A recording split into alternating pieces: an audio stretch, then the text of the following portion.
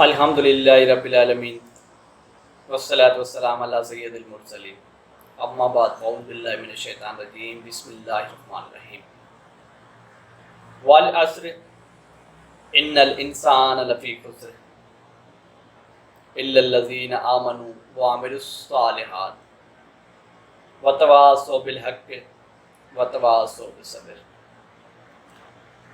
साथियों, in time ते मां जंहिं सूरत जो तव्हांजे साम्हूं तिलावत जो ज़िक्र कयो आहे, इहा सूरत क़ुरान मजीद में 103 नंबर सूरत आहे ऐं इन जूं टोटल 3 आयतूं आहिनि, हिकु रुकू आहे। अॼु जेको असांजो मौज़ू आहे उहो सूरह असर जे तर्जुमे ऐं कुझु तफ़सीर ते डिस्कस थींदी। बिस्मिल्लाहिर रहमानिर रहीम।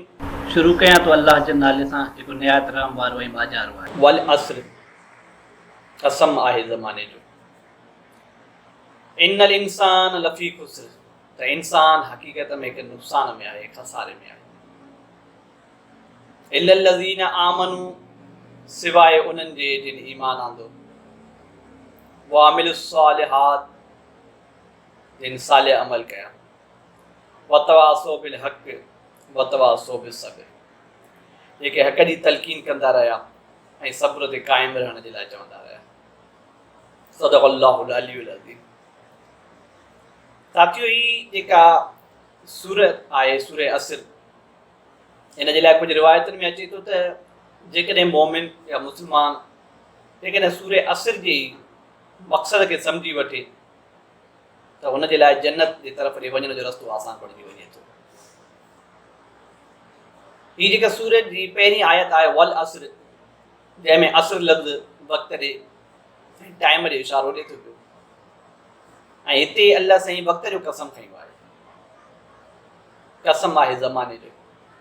अक्सर साथी स्कूलनि में पढ़ंदा आया आहिनि त ज़मान लफ़्ज़ जी माना आहे वक़्तु। हाणे हिते जेकॾहिं ज़मानो चए थो त माना वक़्त जी इज्तिमाही कैफ़ियत ॿुधाए थो पियो, वक़्त जी जामे सूरत थो ॾेखारे पियो। माना उहो वक़्तु जेको गुज़री वियो आहे, उहो वक़्तु जेको हली रहियो आहे, ऐं जेको उहो वक़्तु जेको ईंदड़ वक़्तु हूंदो। यानी अल्लाह सां हिते वक़्त जो कसम खणे थो, ज़माने जो कसम खणे थो। हाणे इन आयत खे थोरो वधीक मुकमल सम्झण जे लाइ अचो त इन कसम लफ़्ज़ वारी माना ऐं उन जे कुझु मफ़हूम ते थोरो डिस्कस कयूं। अक्सर जाइनि ते हिकिड़ो हदीस जो मफ़हूम कोड थींदो आहे त कसम सिर्फ़ु ऐं सिर्फ़ु अल्लाह पाक जो खई वञे, उन खां सवाइ ॿिए कंहिंजो कसम न खणणु घुरिजे, ॿिए कंहिंजो कसम खणणु शिरक आहे। उनजी वजह छा आहे त कसम लफ़्ज़ जी लुगी माना आहे शाहिदी वठणु, गवाही वठणु।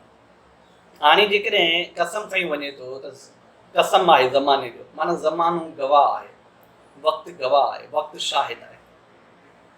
हाणे लाज़मी आहे अक्सर करे इहा त सभु साथी ॼाणनि था पिया त शाहिदी असां उन खां वठंदा आहियूं जेको उते मौजूदु हुजे ऐं उनखे उन मसइले जी उन ॻाल्हि जी तह ताईं ख़बर हुजे।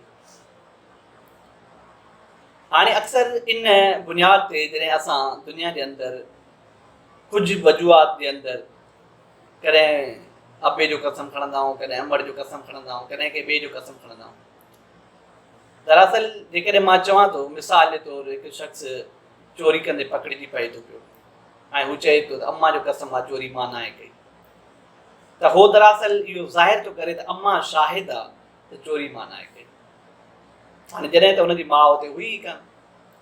हाणे जेकॾहिं बग़ैर हुजण जे बावजूदि बि जेकॾहिं हू माउ खे शाहिद थो बणाए त माना उनखे बराबरि जो शरीक थो करे अल्लाह साईं जे उन सिफ़त ॾे त अल्लाह साईं हर जॻह ते हाज़ुर नाज़ुर आहे ऐं हर शइ जे बारे में ॼाणे थो।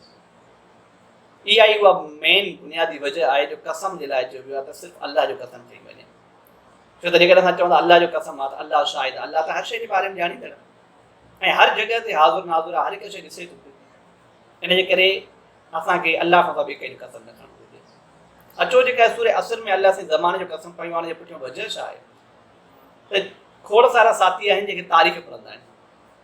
तारीख़ पढ़ण खां पोइ असांखे ख़बर पई आहे त दुनिया जो जेको वक़्तु गुज़री वियो आहे उन्हनि में जिन जिन माण्हुनि जंहिं क़िस्म जा अमल कया उन्हनि क़िस्म जो उन्हनि खे फल मिलियो आहे।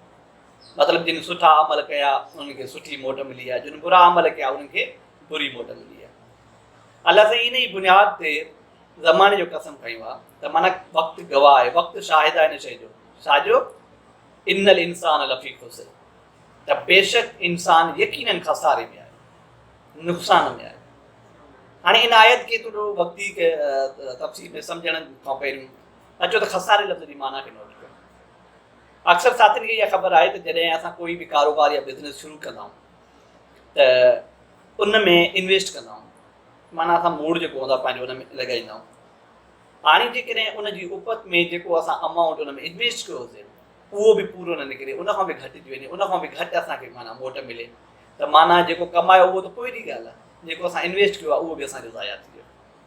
हिते खसारो इंसान जे उन सिफ़त जी तरफ़ ॾे इशारे ॻाल्हि ॾेखारण जी कोशिशि कई आहे त बेशक यकीन इंसान खसारे में आहे, मतिलबु इंसान नुक़सान में आहे, अहिड़े नुक़सान में जंहिंमें हुनखे जेको पंहिंजी जेका पोज़ीशन आहे उन खां पोइ पोइते थो वञे पियो। इन में हिकिड़ो कोट थींदो आहे, माना मिसाल बर्फ़ खपाइण वारे जो।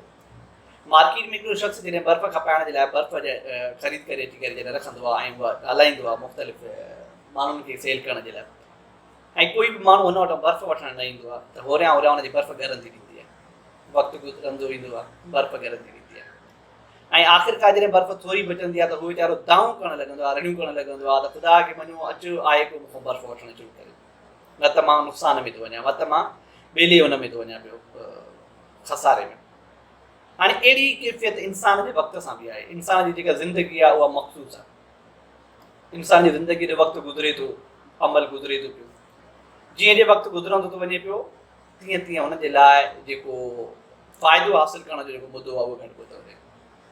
इन करे जेकॾहिं बर्फ़ वारे मिसाल खे तव्हां वठो त असांजे लाइ वक़्तु तमामु अहम आहे। हाणे हिते जेको ॿुधायो वियो आहे त इंसानु खसारे में आहे बेशक, पर अॻिते ॿुधाए थी इल्लल लज़ीन आमनू, माना सवाइ उन्हनि माण्हुनि जे जिन ईमान आंदो। माना हिते इन सूरत में 4 सिफ़तूं बि ॿुधाई वयूं आहिनि जंहिंमें इंसानु खसारे खां बची सघे थो, माना नुक़सान खां बची सघे थो। मतिलबु असां इहो ज़ाहिर लफ़्ज़नि में चई सघूं था त उहे इंसान नुक़सान खां खसारे खां बचियल आहिनि जिन वटि 4 शयूं आहिनि। कहिड़ियूं? ईमान, अमल सालिह, हक़ जी तलक़ीन करणु ऐं सब्र जी तलक़ीन करण वारो।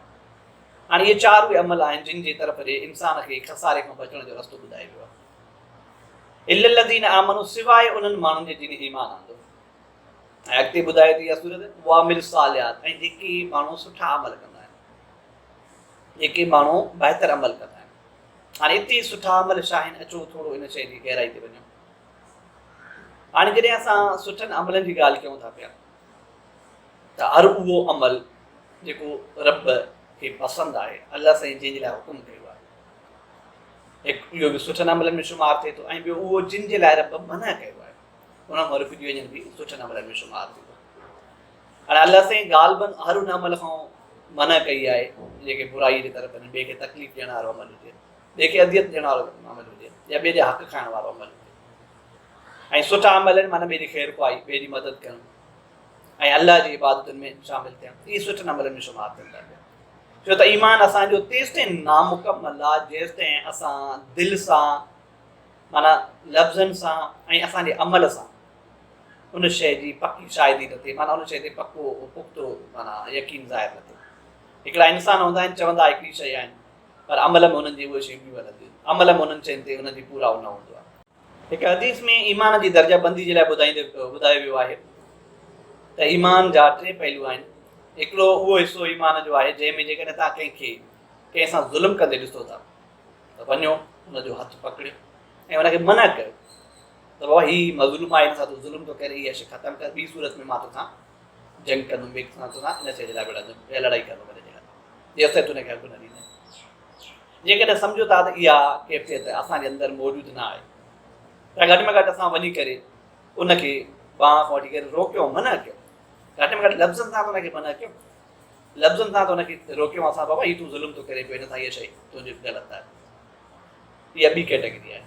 3 दर्जाबंदी ईमान जी इहा आहे त जेकॾहिं तव्हांखे ज़बान सां रोकण जी बि सघ न आहे त घटि में घटि दिलि में इहो सोचो त भली हीउ जेको अमल थिए थो पियो ग़लति आहे, हीउ अमल बुरो आहे, हीउ ज़ुल्म सहे थो पियो वीचारो, हीउ हिन ते ज़ालिम ज़ुल्म करे थो पियो, घटि में घटि ज़ुल्म वारी कैफ़ियत में, बुराई वारी कैफ़ियत में उनखे बुराई महसूस करणु असांजी उन दर्जाबंदीअ में टी कैटेगरी आहे जेका ईमान जी कमज़ोर तरीन सतह आहे। हाणे जेकॾहिं असां इन्हनि शयुनि खे ईमान वारी कसोटी में फोकस कयूं था पिया त अमल साले असांजे लाइ हर उहो अमल बणिजी वञे थो जंहिंजे लाइ रब हुकुम कयो आहे ऐं जंहिंखां मना कयो आहे। उन खां पोइ ॿी आयत अचे थी वतवासो बिल हक़, हक़ जी तलक़ीन कंदा रहे। हाणे हक़ सम्झणु वॾी अहमियत ॻाल्हि आहे। हर उहा सची ॻाल्हि, हर उहा ॻाल्हि जेका दुरुस्त आहे, जेका साबित आहे, जेका माना असुली पंहिंजी बीहक रखे थी पई, जेको बि हुनजो ज़ाहिरी सची जेका कैफ़ियत आहे उनखे हक़ चवंदासीं। मिसाल जे तौरु जेकॾहिं असां काई ॻाल्हि सचीअ खे लिकायूं था पिया मतिलबु हक़ जे उबतर था वञूं पिया, जंहिं ॻाल्हि बि सचीअ ते असां क़ाइमु था रहूं पिया उनखे चऊं था पिया माना हक़ बयानु था कयूं पिया। ऐं जेके हक़ बयानु कंदा आहिनि उन्हनि खे दुनिया में तव्हां नोट कयो हूंदो ज़ुल्म थींदो आहे, उन्हनि खे तकलीफ़ूं सहणियूं पवंदियूं ऐं उनखे अज़ियतूं ईंदियूं, माना मुश्किलात सां मुंहुं ॾिसणो पवंदो। हक़ चवणु ॾाढो ॾुखियो अमल आहे ऐं हक़ ते क़ाइमु रहण वारो रब खे इनजे करे ई पसंदि आहे त हू ज़ुल्म सहंदे बि पंहिंजे हक़ जी ॻाल्हि ते क़ाइमु थो रहे। शायदि इहा ई वजह हुई जो हज़रत इमाम हुसैन रज़ी अल्लाह ताला अन्हु करबला जे वाक़े में असांखे अहम पैगाम ॾिनो आहे त जेकॾहिं ज़ालिम तव्हांजे साम्हूं केॾो बि ताक़तवर छो न हुजे, केॾो बि पावर ऐं इख़्तियारात वारो छो न हुजे, पर हक़ जी ॻाल्हि ते अटल रहो, पंहिंजी ज़ुबान तां हक़ जी चवंदा रहो ऐं हक़ वारी ॻाल्हि थी। इन खां पोइ जेका ॿी आयत आहे वतवासो बि सब्र ऐं सब्र जी तलक़ीन कंदा रहियो। छो त जीअं मां हाणे इहा ॻाल्हि बि ज़ाहिर कई त हक़ चवण खां पोइ तकलीफ़ूं ईंदियूं, मुश्किलात ईंदी, ॾुखियाई ईंदी, पोइ अहिड़ी सूरत में असांखे सब्र करिणो आहे, सब्र ते क़ाइमु रहणो आहे ऐं बर्दाश्त करिणो आहे हुनखे। यकीनन अल्लाह साईं खे सब्र करण वारा पसंदि आहिनि। इन अल्लाह मा साबिरीन, बेशक रब अल्लाह सब्र करण वारनि सां गॾु आहे। ही उहे चंद आयतूं हुयूं जेके सूर असर सां वाबस्ता हुयूं। अॼु असां सूर असर जो तफ़सील जे कुझु मुख़्तसिर गुफ़्तगू कईसीं। उमेदु आहे त सूर असर तव्हांखे बहितर सम्झ में आई हूंदी, तर्जुमो बि, ऐं उनजी जेको हासिलु ख़ुलासो आहे उनजे बारे में बि कुझु अहम मालूमात थी हूंदी। इंशाअल्लाह नेक्स्ट टाइम नेक्स्ट मौज़ू सां गॾु असां तव्हांजे साम्हूं पेश थींदासीं। तेसिताईं अल्लाह हाफ़िज़।